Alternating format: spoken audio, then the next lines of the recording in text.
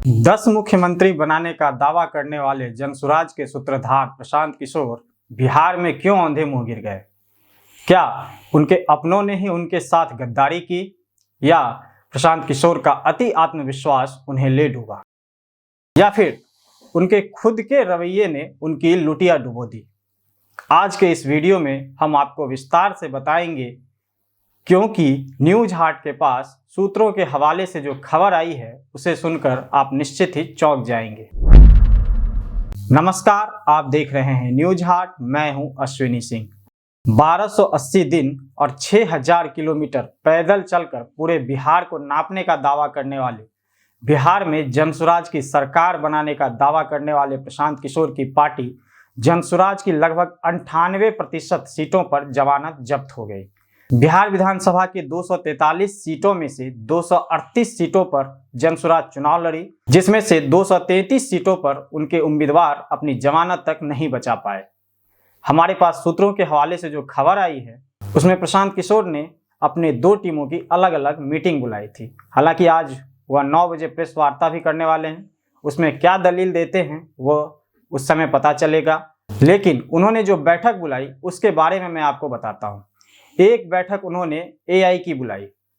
अब चौंकिएगा मत, यह एआई आर्टिफिशियल इंटेलिजेंस नहीं, यह एआई का मतलब है असेंबली इंचार्ज, जो प्रशांत किशोर ने हर असेंबली में 2-2 नियुक्त किए थे और चुनाव नज़दीक आने के बाद कई जगहों पर इसकी संख्या 4 भी हो गई थी। और दूसरी बैठक थी डीआई, मतलब डिस्ट्रिक्ट इंचार्ज। आपको बता दें कि प्रशांत किशोर पिछले कुछ सालों से जो बड़े बड़े दावे आपको करते नजर आ रहे थे ना, जिसमें वह बोल रहे थे कि जनसुराज को 130 सीटें मिली तो भी मैं अपनी हार मानूंगा, कभी महागठबंधन लड़ाई में नहीं, एनडीए और जनसुराज मेन प्लेयर है, तो कभी नीतीश सरकार जा रही है और 14 नवंबर को नई सरकार आएगी। और हाल का एक दावा जिसे वह सबको कागज पर लिख कर दे रहे थे, आपने देखा ही होगा, जदयू की 25 से कम सीटें आएंगी अगर तो वह राजनीति छोड़ देंगे। प्रशांत किशोर कहते आ रहे थे लोगों को कि, और लिख के भी दे रहे थे, आप सब वो वीडियो देख रहे होंगे, कि अगर जदयू को 25 से ज़्यादा सीटें आ गई तो वह राजनीति छोड़ देंगे, लिख के ले लीजिए। अब उन दावों के पीछे यही एआईडीआई और हजारों कार्यकर्ता और पेड वर्कर्स थे, जिनकी सैलरी 25,000 से शुरू होकर लाखों में है। यही उनको ग्राउंड का रिपोर्ट दे रहे थे। अब सवाल यह उठता है कि लगभग 2 करोड़ मेंबर्स बनाने का दावा करने वाली जनसुराज पार्टी के 98% उम्मीदवारों की जमानत जब्त कैसे हो गई? क्या उनके इन्हीं वर्कर्स ने उन्हें या जानबूझकर या फिर प्रशांत किशोर के डर से उन्हें गलत डाटा उपलब्ध करा दिया? क्योंकि प्रशांत किशोर की भाषा और उनका जो रवैया है वो आप देख ही चुके हैं। नीतीश कुमार जैसे नेताओं के लिए तुम तराक शब्द का प्रयोग करना और खुद के लिए प्रशांत किशोर आप भाषा का प्रयोग करना, जैसे प्रशांत किशोर कहते हैं, ये भाषा आपने सुनी होगी बराबर उनको, और बाकियों के लिए तू तराक तो पता ही है आपको कि जो नीतीश कुमार कहता है उसे मैंने सीएम बनाया, इस तरह की भाषा का वो प्रयोग करते हैं। इस तरह का भाषा का प्रयोग करने वाले कोई रणनीतिकार तो नहीं हो सकते, क्योंकि रणनीतिकार होने के लिए सबसे पहले आपको अपने दिमाग पे काबू रखना होता है और अपनी भाषा संयमित बना के रखनी होती है। लेकिन प्रशांत किशोर को आप देखेंगे तो कई बार वह मीडिया के सामने बीच से इंटरव्यू छोड़कर उठ चुके हैं, बार बार झल्लाते दिखे हैं, कई बार मीडिया को डांटते भी दिखे हैं। तो ऐसे में जब मीडिया के साथ उनका ऐसा रवैया है तो उनके जो वर्कर्स होंगे उनके साथ निश्चित ही वह तानाशाही का रवैया अपनाते होंगे। मैं इस बात का दावा नहीं कर रहा हूं, लेकिन प्रशांत किशोर की जो रवैया है उसे देखकर यह स्पष्ट तौर पे अनुमान लगाया जा सकता है। बाद में जब उनके इस भाषा पर सवाल उठाए जाने लगे तो वह कुछ हद तक संभले। ऐसे में क्या उनके सारे सहयोगी उनके डर से उन तक सच बात पहुंचा पा रहे होंगे? आपको लगता है?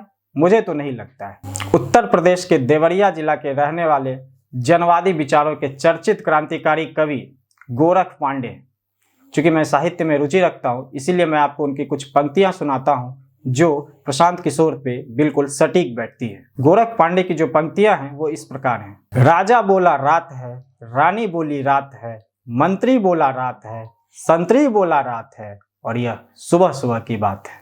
क्या प्रशांत किशोर के साथ यही हुआ? नहीं तो हम जैसे पत्रकार जो महज कुछ ही महीनों में जमीन पर जाकर पता कर लिया कि नीतीश कुमार की इस चुनाव में लहर है, वैसे में वह पत्रकारों को यह कैसे लिख कर दे सकते हैं कि नीतीश कुमार को 25 सीट से अधिक आएगी तो राजनीति छोड़ दूंगा। कैसे रणनीतिकार है भाई। जो चीज हम पत्रकार 1 से 2 महीने में पता कर लिए जमीन पे जाके, वह आपको 3 सालों में हजारों किलोमीटर की यात्रा करने के बाद भी पता नहीं चली। और आप दावा करते हैं कि मैंने 10 से ज्यादा मुख्यमंत्री बनाया। मुझे तो अब आपके इस दावे पे शक ही हो रहा है। या तो आप सच्चाई को पचा नहीं पा रहे थे, या फिर आपके सारे वर्कर्स जिसको आप हजारों लाखों में तनख्वाह दे रहे थे आपको गुमराह कर रहे थे और आपको पता ही नहीं चला। तब तो यही ना हो सकता है कि वह सैलरी आपसे ले रहे थे और काम जदयू भाजपा के लिए कर रहे थे। कहीं ऐसा तो नहीं कि जीविका दीदी के तहत मिलने वाले 10,000 रुपये आपके उन पेड वर्कर्स के घर की महिलाओं को मिलने के बाद वह बदल गए और आप तक जमीनी हकीकत पहुंचने नहीं दी। आप हवा में ऐसे तमाम दावे करते रहे। मुझे तो नहीं लगता कि कोई भी कुशल रणनीतिकार इतना भोला हो सकता है कि उनको इस तरह से छला जाए, या फिर आपने यह सोचा कि मीडिया के एक वर्ग को मैनेज कर आप सिर्फ उनके द्वारा बनाए गए माहौल से बिहार की जनता को अपने पक्ष में कर लेंगे। प्रशांत किशोर जी, बाकी जगह हो सकता है लेकिन बिहार में ऐसा नहीं होता है। आप जितना मेंबर्स होने का दावा कर रहे थे, करीब 2 करोड़, उसमें से हम यह मान ले कि 1 करोड़ मेंबर्स वोटर्स नहीं हो सकते हैं, हम मान लेते हैं, फिर भी 1 करोड़ वोट तो आपको आने ही चाहिए थे। लेकिन आपको वोट कितना मिला? कुल वोट का मात्र 3%। बाकी वोट क्या हो गया? जमीन निगल गया या फिर आसमान खा गया। इस पर मुझे एक वाकया याद आता है कि पिछले साल में झारखंड चुनाव कवर करने गया था। वहां एक प्रत्याशी के नाम नहीं लूंगा मैं, एक पार्टी से वो टिकट लिए और चुनाव लड़े। वह प्रत्याशी अपना एक हॉस्टल भी चलाता था जिसमें करीब 60 से 70 स्टाफ थे उनके। जब चुनाव परिणाम आया तो उस प्रत्याशी को मात्र 13 वोट मिले। अब प्रत्याशी आग बबूला। उन्होंने गुस्से में अपने सभी स्टाफों को बुलाया, एक मीटिंग बुलाई और सबसे पूछा कि सच सच बताओ, हम ही को वोट किए थे या किसी और को दे दिए। जितने भी स्टाफ थे उनके पास सब कसम खाने लगे कि नहीं सर, वोट तो मैंने आपको ही दिया। उसके बाद प्रत्याशी बोला कि जब तुम 60-70 आदमी यह दावा कर रहे हो कि वोट तुमने मुझे ही दिया, तो फिर वोट गया कहाँ? मुझे सिर्फ 13 वोट ही कैसे आए? फिलहाल वही हाल प्रशांत किशोर का दिख रहा है। आपको बता दें कि प्रशांत किशोर की टीम में करीब 1300 प्रोफेशनल्स हैं। 1300, इससे ज्यादा भी हो सकते हैं। मुझे जहां तक जानकारी मिली है मैं उस पर बता रहा हूं। ये सभी पटना के 38 जिलों में काम कर रहे थे। सभी जिलों में उनकी मुख्य 3 टीमें थी। मैंने बताया ना कि सूत्रों के हवाले से जो मेरे पास खबर आई है उसमें 25,000 से कम किसी का वेतन नहीं है और कई का तो लाखों में है। मैं आपको फिर बता दूं कि न्यूज हार्ट पूरी तरह से इस बात की पुष्टि नहीं करता है, लेकिन सूत्रों के हवाले से जो खबर आई है इसलिए मैं आपको बता रहा हूं। और सूत्र जो है सो वो बहुत करीबी है, उनके टीम में काम कर चुका है, इसलिए मैं आपको ये बातें बता रहा हूं। अब आपको एक और चौंकाने वाली खबर बताता हूँ जो सूत्रों के हवाले से ही हमारे पास आई है। हालांकि इस खबर की सत्यता की पूरी तरह पुष्टि न्यूज हार्ट नहीं करता है, लेकिन खबर ऐसे जगह से आई है कि जो मैं आप तक पहुंचा रहा हूं। बिहार में पलायन की बात करने वाले प्रशांत किशोर और पलायन रोकने और बिहारियों को रोजगार का सपना दिखाने वाले प्रशांत किशोर बहुत जल्द अपने इन हजारों टीमों में से कईयों को बेरोजगार करने वाले हैं। जी हाँ, बिल्कुल सही सुना आपने, कईयों की नौकरी वो छीनने वाले हैं। मेरे पास खबर आई है कि कईयों को ईमेल के माध्यम से नोटिस दे दिया गया है और इस महीने के बाद उनको कहा गया है कि आप अपना रास्ता देखिए, जाइए दूसरा नौकरी ढूंढिए, आपका काम यहीं तक था। बताइए, जो खुद की टीम से लोगों को निकाल कर उसे बेरोजगार बना रहा है, बिहारी युवाओं को बेरोजगार बना रहा है, वह बिहार में रोजगार की बात करता है। हद है भाई। एक बात मैं और आपको बता दूं, जो सूत्रों के हवाले से ही मुझे पता चली है कि पीके अपनी टीम में बिहारियों से ज्यादा आउटसाइडर्स को रखते हैं और अपनी टीम में अधिकांश वैसे लोगों को जगह देते हैं जो सेंट्रल यूनिवर्सिटी से पास आउट हों। जी हाँ, बिल्कुल सही सुना आपने। बाकी जगह से पढ़ लिख कर आने वाले को या बिहार के यूनिवर्सिटी से पास करने वालों को विरले ही अपनी टीम में जगह देते हैं और उन्हें नौकरी पर रखे हुए हैं वो। हालांकि न्यूज हाट फिर से इस बात की पुष्टि नहीं करता है, लेकिन हम खबर अंदर तक से पहुंची है, यह खबर हम तक, इसलिए हम आपको बता रहे हैं।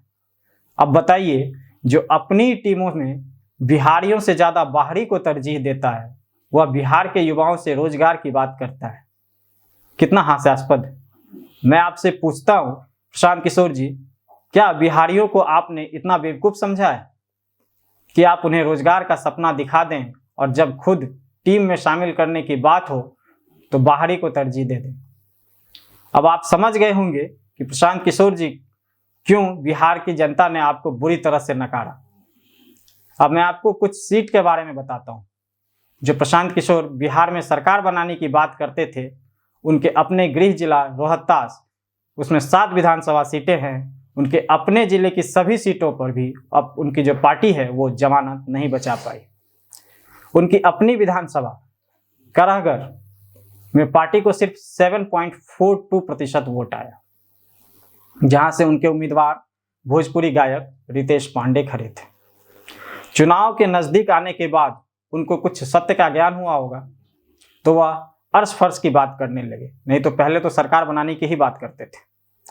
अब उस अर्श फर्श में भी देखिए कई सीटें, हाल के दिनों में कई सीटें जिस पर वो दावा करते थे कि यहाँ पार्टी मजबूत है और यहाँ वो सीटें जीतेंगी, वहाँ का क्या हाल है वो मैं आपको बताता हूँ। जैसे करहगढ़ की सीटें, रितेश पांडे इस सीट पे वो दावा करते थे कि ये सब सीटें जो हैं वो जीतेंगे ही जीतेंगे। करहगढ़ में उनको 16,298 वोट मिला। इनसे अच्छी स्थिति तो वहाँ कांग्रेस की रही, जिन्हें वह रेस में भी नहीं मानते थे। कांग्रेस के संतोष कुमार मिश्र को 39,333 वोट मिले। अब बात कर लेते हैं केवटी के। केवटी से बिल्टू सहनी, जिनको मात्र 4,816 वोट मिला। उनसे ज़्यादा तो AIMIM के उम्मीदवार मोहम्मद अनीसुर रहमान को मिला, उन्हें 7,474 वोट मिले। बरहरिया, यहाँ से इनके उम्मीदवार शेख शाहनवाज आलम थे। आपको पता है कि इनको यहाँ से कितना वोट मिला? 3,750। इनसे ज़्यादा वोट वहाँ के एक निर्दलीय उम्मीदवार श्याम बहादुर सिंह थे, उनको मिला। श्याम बहादुर सिंह को वहाँ 4,692 वोट मिला। अब बताते हैं आपको गोपालगंज के भोरे सीट के बारे में। यह मैं उन सीटों की बात कर रहा हूँ जहाँ सत्य का ज्ञान होने के बाद प्रशांत किशोर अपनी जीत का दावा कर रहे थे। भोरे से ज्योति किन्नर काफ़ी सुर्खियां बटोरी और जब बात रिजल्ट की आई तो उनको वोट मिले 8,602। 10,000 का भी आंकड़ा नहीं पार कर पाई। अब आपको लिए चलते हैं थोड़ा जोकीहाट की। जोकीहाट में नंबर 2 पर भी वह नहीं आ पाई। मैं इसलिए बोल रहा हूँ कि ये सब सीट पर वो जीत का दावा करते थे, मतलब उनकी टीम और वो जो मेरे पास खबर है उसके अनुसार मैं बता रहा हूँ कि उनको वो आश्वस्त थे कि इन सीटों पर उनको जीत मिलेगी ही मिलेगी। तो जोकीहाट पर भी वह तीसरे नंबर पर रहे, जीतने वाले नंबर 2 पर भी नहीं आ पाए और दावा कर रहे थे कि बिहार में नई सरकार वो बनाएंगे। चलिए, मैं तो जाते जाते इनके लिए एक शेर अर्ज करके जाऊंगा। शबीना अदीब एक शायरा हैं, उनके शेर की कुछ पंक्तियां जो काफ़ी मशहूर हैं वो मैं आपको बता देता हूँ कि जरा सा कुदरत ने क्या नवाजा, जो आके बैठे हो पहले सपने, अभी से उड़ने लगे हवा में, अभी तो शोहरत नई नई है। यह शेर सुनकर आप समझ ही गए होंगे कि मैं किसकी बात कर रहा हूँ। जो प्रशांत किशोर इतनी बड़ी टीम लेकर बैठे, क्या उनके ही लोग उनसे सैलरी लेकर NDA और जदयू नीतीश कुमार के लिए काम कर रहे थे? उन्हें पता नहीं चला, उनको गलत डाटा उपलब्ध करा दिया, इसीलिए ना वो इस तरह की बात कर रहे थे और जो वो दावे कर रहे थे उनका परिणाम ऐसा था। या फिर उनका जो तानाशाही रवैया है, बात करने का जो तरीका है, जब मीडिया से वो इस तरह से बात कर सकते हैं तो अपने एम्प्लॉय से कैसे बात करते होंगे, ये समझने वाली बात है, ये तो जग जाहिर है। या फिर सच उन तक पहुंच रहा था और प्रशांत किशोर जैसे लोग जो हार मानने को तैयार नहीं होते हैं, जबरदस्ती हर हालत में किसी कीमत पे सिर्फ जीत ही जीत उनके दिमाग में चलते रहता है, चाहे परिस्थिति कुछ भी हो, जमीनी हकीकत कुछ भी हो, तो वो सच सुनने के बाद भी इसको नकारते रहे और मीडिया में अपना हाइप बनाने के लिए इस तरह का बयानबाजी करते रहे। यही बात होगी। मीडिया में तो उनका कुछ हाइप बहुत बना, बहुत हाइप बना, बहुत सारे मीडिया में, और बहुत सारे आप देखेंगे जो डिजिटल प्लेटफॉर्म है उनके वीडियोज पर मिलियंस में व्यूज गए थे। वो मिलियंस व्यूज की सच्चाई आपको भी पता है, मैं पूरी बात नहीं खोलूँगा। तो आज के इस वीडियो में बस इतना ही। देखते रहिए न्यूज हाट। अभी तक आपने हमारे चैनल को सब्सक्राइब नहीं किया है तो उसे सब्सक्राइब करें। फेसबुक पर हमारे पेज को फॉलो जरूर करें। बहुत बहुत धन्यवाद।